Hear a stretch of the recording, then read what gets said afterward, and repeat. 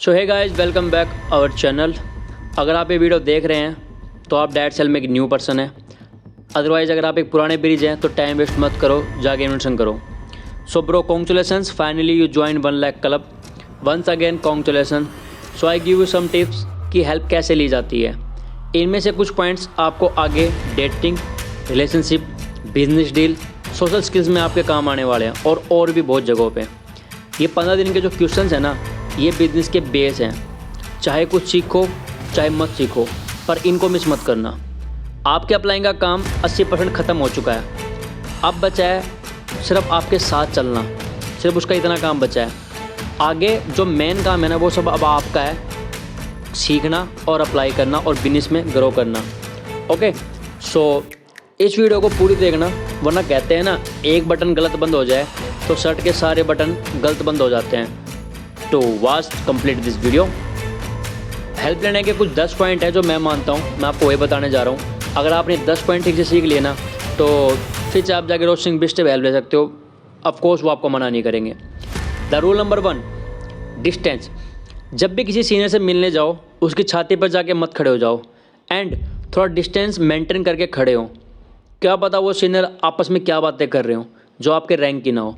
If अगर कोई आपका रूममेट है तो ऑफिस में वो सीनियर है, ये नहीं कि उसके पास सीधे ही चले गए। ठीक है, कि कोई ना साथ में रहता है, 2 मिनट में ले लेगा तुम्हारे, पहले बता रहा हूँ मैं तुम्हें वो, क्योंकि वो बंदा तुमसे पहले बिजनेस के अंदर आया है। ठीक है, तो प्रोफेशनल एंड पर्सनल को अलग रखो। It's help you lots of grow in business. Rule number 2, body language. सीधे खड़े हो इंसानों की तरह, ना कि फुकरों की तरह। Now you are a business man, not a normal person dude.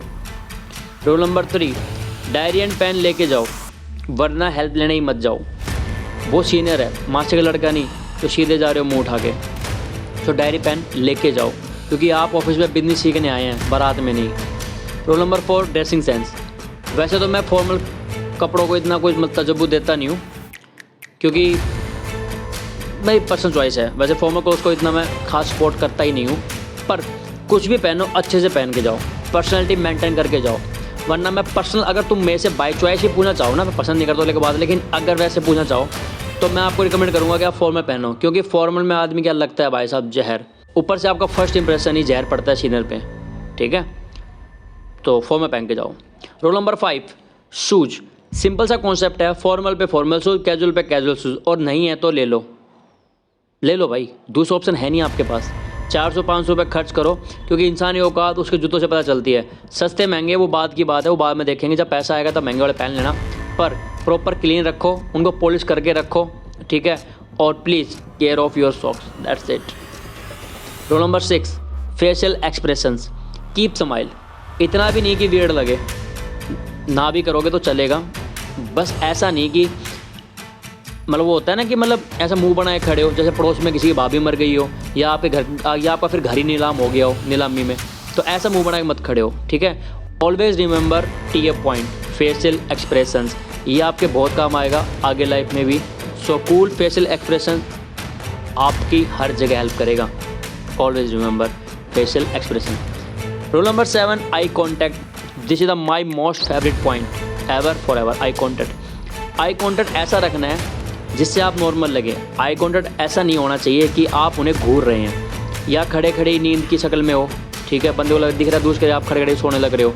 ठीक है, सो नॉर्मल रहो, जिससे कि वो जब आपकी साइड देखे तो उन्हें पता चले कि आप उनके लिए खड़े हैं, ना कि किसी बस का वेट कर रहे हैं, जिससे उनको ये एहसास हो जाए कि हेल्प लेने के लिए आया बंदा, जिससे आपको हेल्प के लिए बुला सके।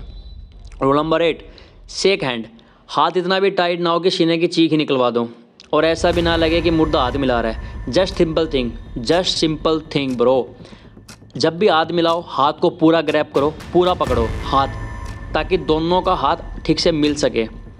ठीक है, टाइट और एनर्जेटिक। और प्लीज़, अगर आप वॉशरूम से आए हैं या कहीं से भी आए हैं, और अगर आपने अपने हैंड वॉश किए और अगर आपके हैंड गीले हैं या फिर आपके हाथों में पसीने आते हैं, तो कुछ लोगों को प्रॉब्लम होती है, तो कभी भी किसी से भी गिल्ले हाथ नहीं मिलाए जाते। अगर आपके हाथ में पसीना भी है तो please don't shake hand, that's it.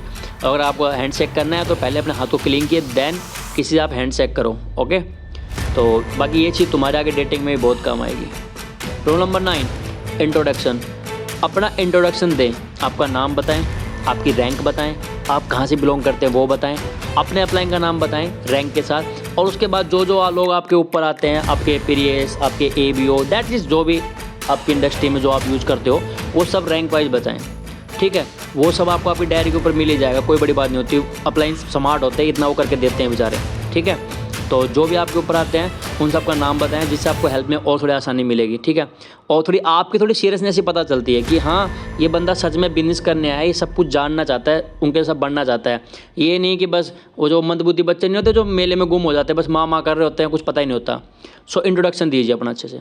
Number 10, final impression after help. जब आपकी हेल्प ख़त्म हो जाए तो फिर से एक बार हाथ मिलाओ, उनको थैंक यू बोलो और उनके सिग्नेचर लेके आओ, जिससे आपको दिखे कि यस आज आपने कोई ना कोई काम किया है। और ये चीज़ ना आपके आगे जाके भी ना, जब आप एज बन जाओगे ना, तब आप पुराने दिनों को याद करोगे तो आपको दिखेगा यार मैं कितनी मेहनत कर रहा था स्टार्टिंग के अंदर, समझ रहे हो ना।